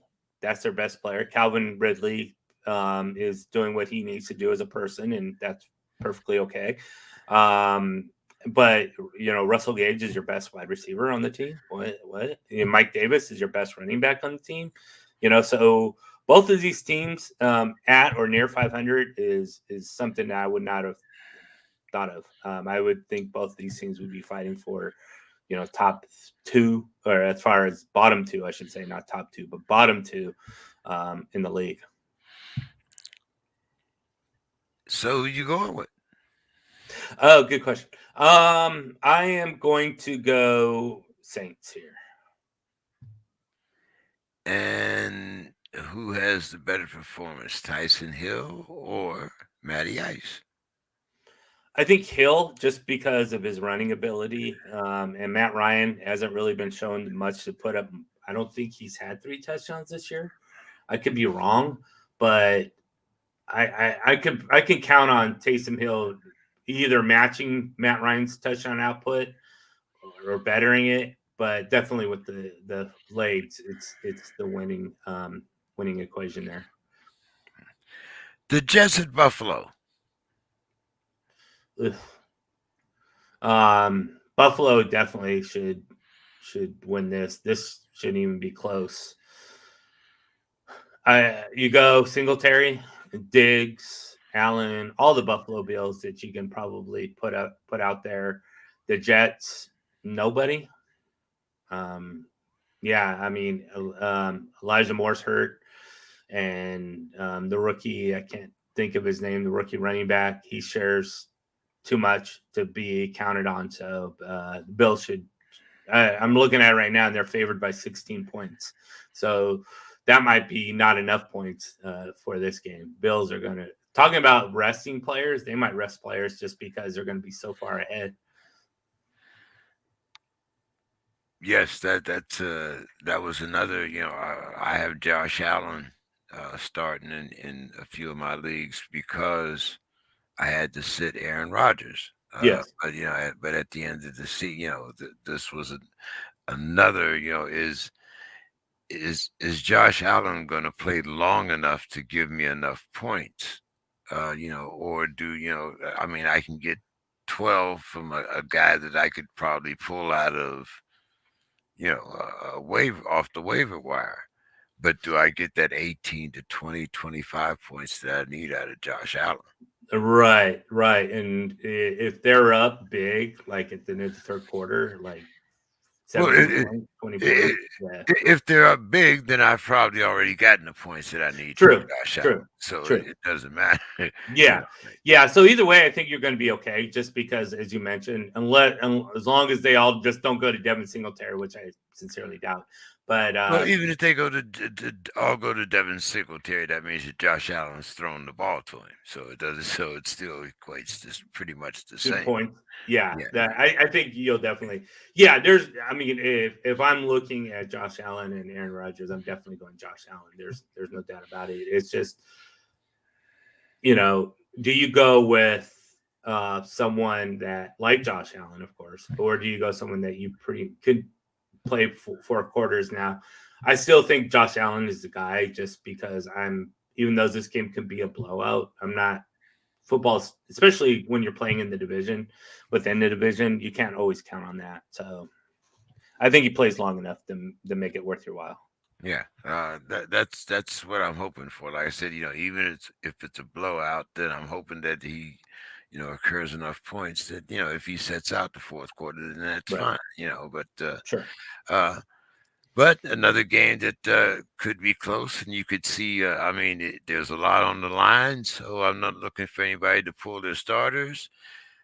This is the 49ers at the Rams with playoff berths, I believe, at stake for the 49ers. Yes. And let's see, just because it's interesting and you brought it up. Let's see what 49ers clinch with a win or Saints loss. Which can happen to the Falcons, but let's see here. So they're in the driver's seat there. They can Right. they can still lose and still Right. get in. All they need to do is win. Yes. Yeah. When A win, and they're in, regardless of what happens.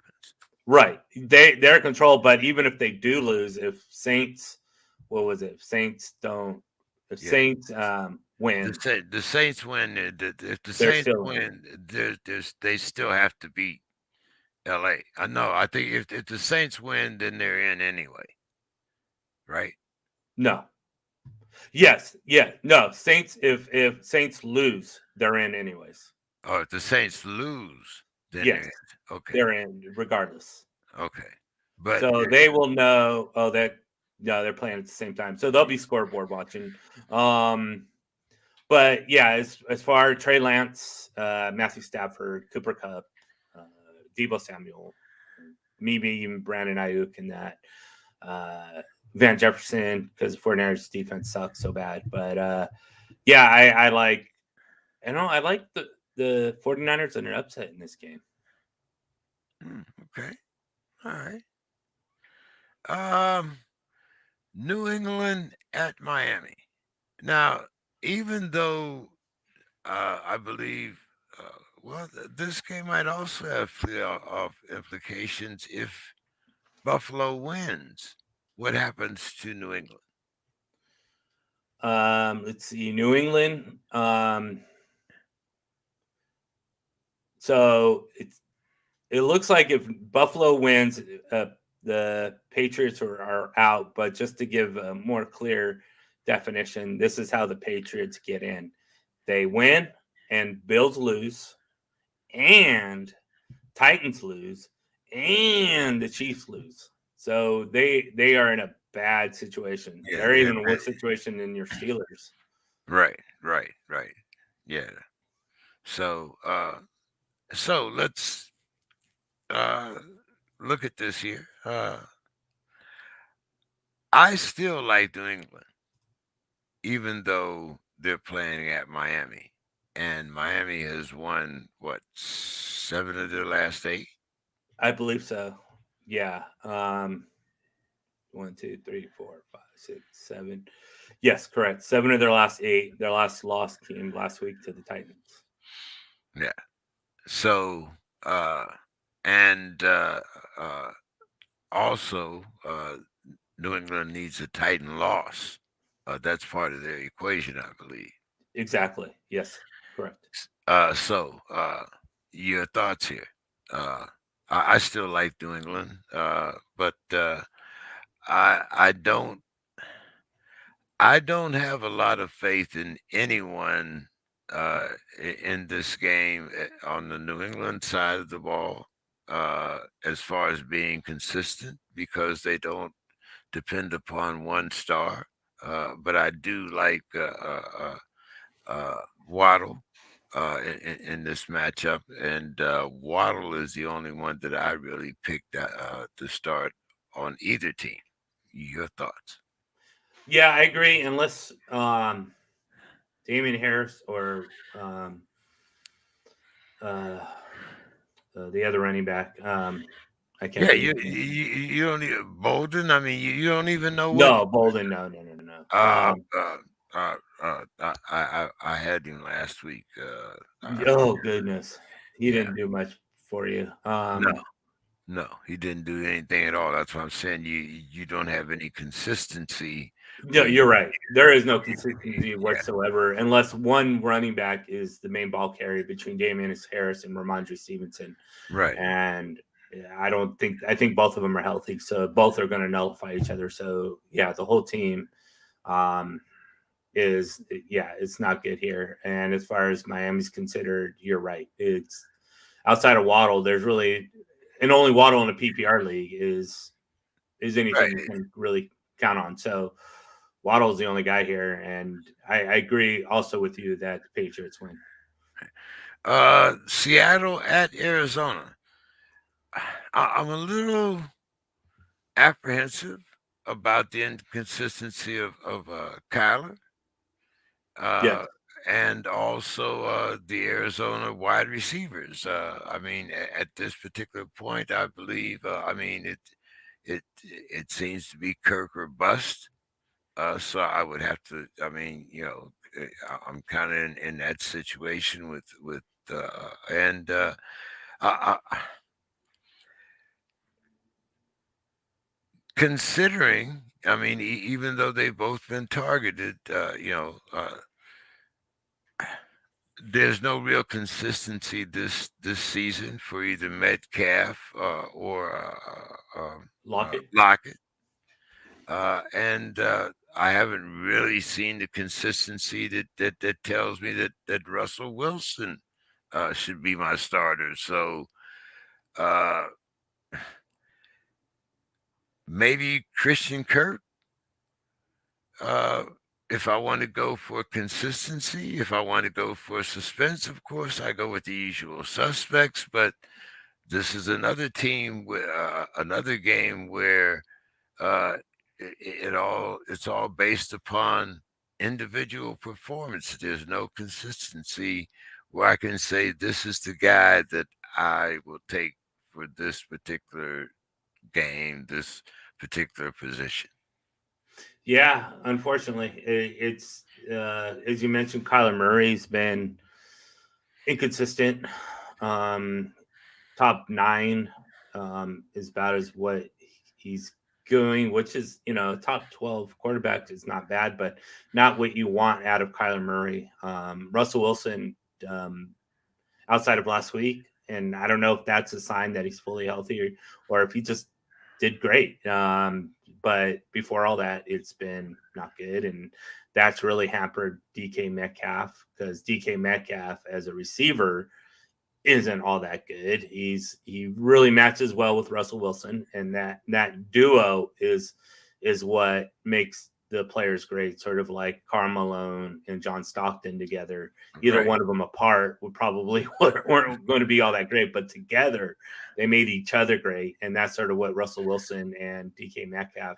I think Russell Wilson is legit, but DK Metcalf really needs Russell Wilson. And then, as you mentioned, the receivers in Cardinals are what AJ Green, and then you have the other guy you mentioned. I can't think of his name right now, but Kirk. Thank you, Christian Kirk. So yeah, it's all a mismatch. The only guy I could say I could trust is the quarterbacks, and it's probably not all that much, anyways. Carolina at Tampa Bay. Once again, I mean, how much play are you going to get out of Gronk? How much play are you going to get out of Tom? Are you going to get a half out of Tom?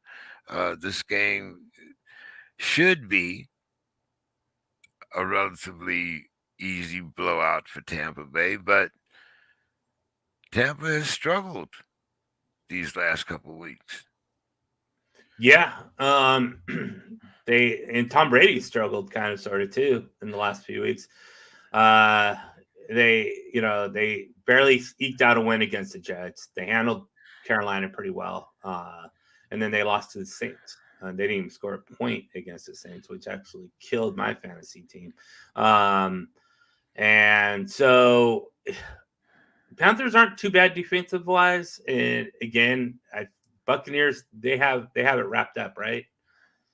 Yeah. Let's see, are they the number one team? I don't believe they're number. No, they're not. I believe they're number 4. Oh, really? Oh, the Packers are number one, right? Yeah. Oh, you're right. Buccaneers are 3. Wow. 3 or 4. I knew they were down. Yeah, that's farther down than I even thought. So they obviously don't have it wrapped up at 12-4, which is kind of crazy. But yeah, I think Buccaneers smash in this game. There's plus Well, at home. I mean, it takes a lot of scenarios to knock them out of the third. To knock them out of number 3. For instance, I mean, the Packers would have to lose.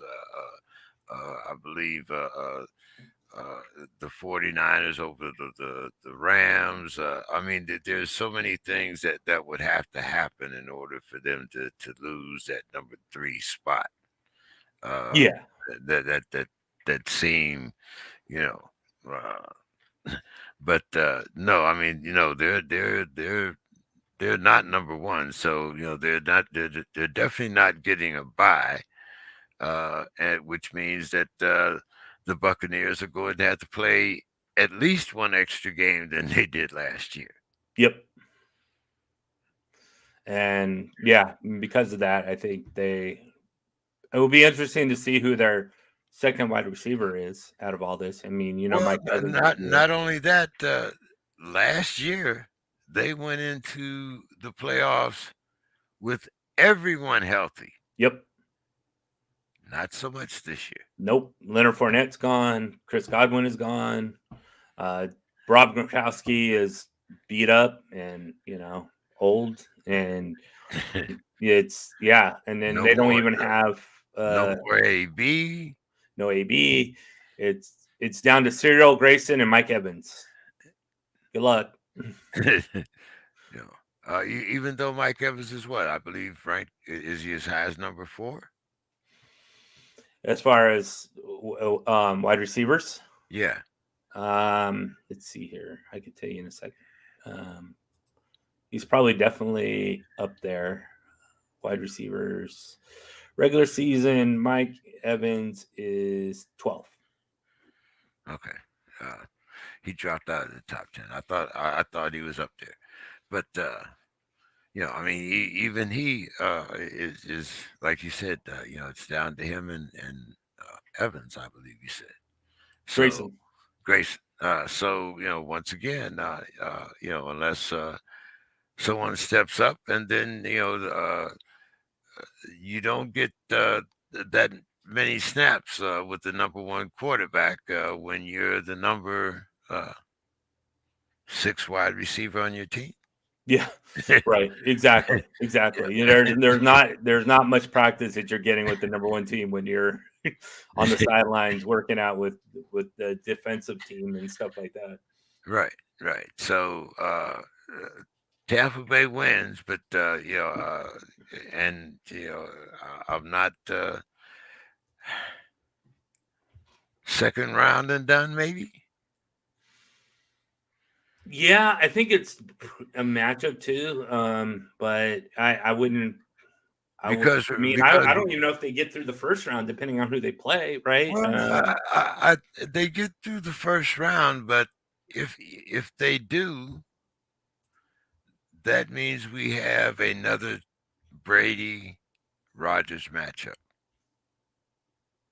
Oh, I don't want that. I mean, I do want that, but I don't want that the same sense. So right now they would be playing the 49ers. I could see the 49ers, especially that defensive line, harassing Tom Brady, and that would do it. That would do it for Tom Brady. And if he gets to his frazzled self because he's getting hit a lot, I could see them losing that game. But what do you do? But does Trey Lawrence mature against the same? Yeah, that's a good point. Yeah. Because as we both said a little earlier, you can't put this genie back in the bottle, right? So you're also talking about carrying Trey Lawrence into the first round. because if he wins this game against the Rams, you definitely cannot put the genie back in the bottle. If they win, yeah, he's definitely the quarterback in the playoffs. There's no doubt about that for sure. So, and another game with playoff implications, the 5:00 game, Los Angeles against Las Vegas. Yeah. Derek Carr may not be your quarterback, but he does know how to play your spoiler. Yes, he does. He's a very good quarterback.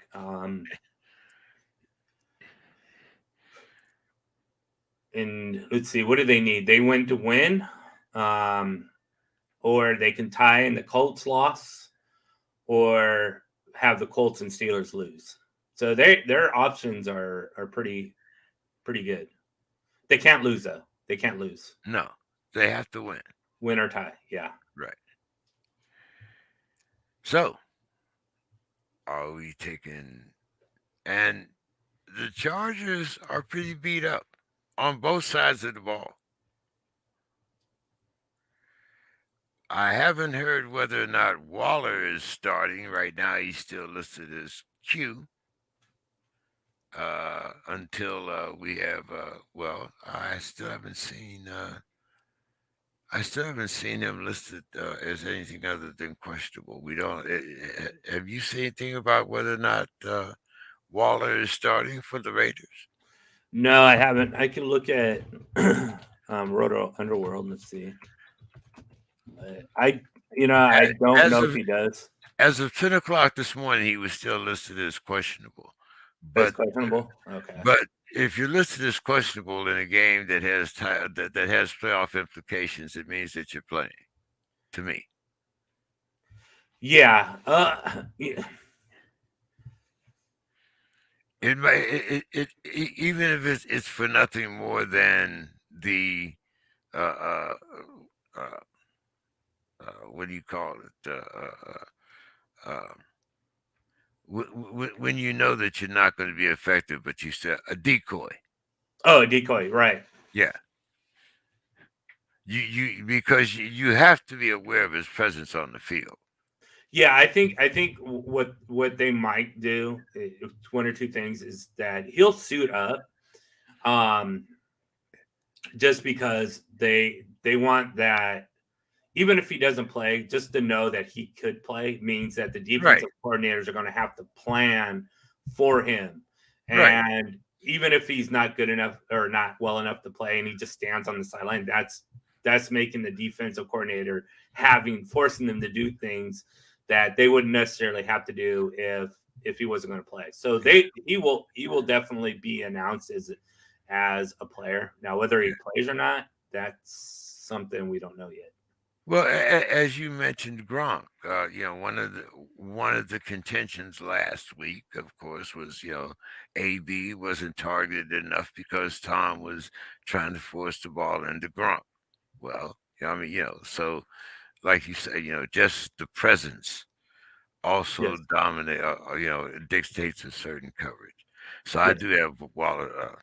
Of course, I have Waller starting. That's why I'm counting on Waller, of course. But I have, the beauty of fantasy football is that you do, even though you want a player, you do not necessarily need that team to win. So I have Waller starting, even though I would much rather see a team like the Chargers in the playoffs. So I have the Chargers winning, but I do depend upon the performances of certain players. Your thoughts?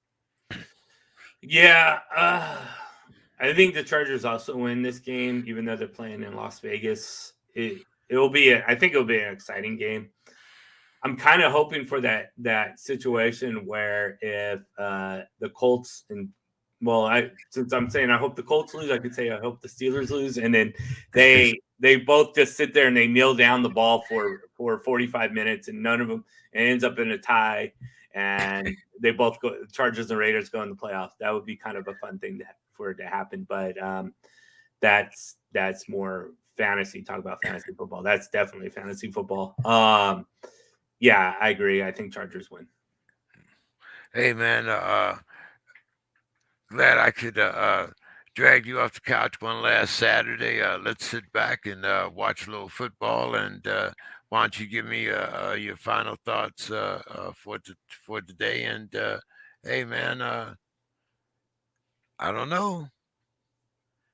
The Maestro might be singing his final song up there in Michigan. Will Jim Harbaugh be feeling as Michigan burns? I But hope not, but it's very possible. He might go to the Raiders. That would be interesting. But yeah, I think you've final heard about thoughts. the Raiders, of course. The Jaguars. Jaguars definitely would like to have him for sure. Get some disciplinarian in that locker room because they haven't had that in a year. So that would definitely get them all back in tip top shape. Are the Bears, going to resign? I mean, come on now, there's Bears would be interesting just because Jim Harbaugh played for the Bears. hey, like I said, And it's still not that much. Not that much travel time between Michigan and no, it's not. No, it's yeah. not. You're right. It's pretty close. You wouldn't have to move very far at all. And yeah, which I don't know what the distance is, but maybe like 5 hours, maybe. I'm guessing. I have no idea, but it's not very far. Not very far. So yeah, we'll see. We'll see what happens. Well, good luck to you and your Colts. Good luck to me and my Steelers, man. And hey, all things being pretty equal, maybe we'll be back here next Saturday. We'll still have another week of pro football to talk about. Fantasy will be over with, but the way things are going in the NFL, I'm sure we'll find something to talk about. Oh, absolutely. And hey, we'll be right here through the playoffs. Maybe we'll have a program that actually goes within the parameters that we set. Who knows? Who knows? Who knows? Anything can happen. That's for sure. All right, man. You have a good week. Game starts in about 10, 20 minutes here. Yes, sir. Yeah, it's on ESPN and ABC. Have a good rest of your weekend, man. You too, sir. Thank you very much. Appreciate it. Have a good day. Right back. And for our audience, hey, we'll see everyone next week. Have a great weekend. Root for your favorite team. Yep. See everyone next week. Bye.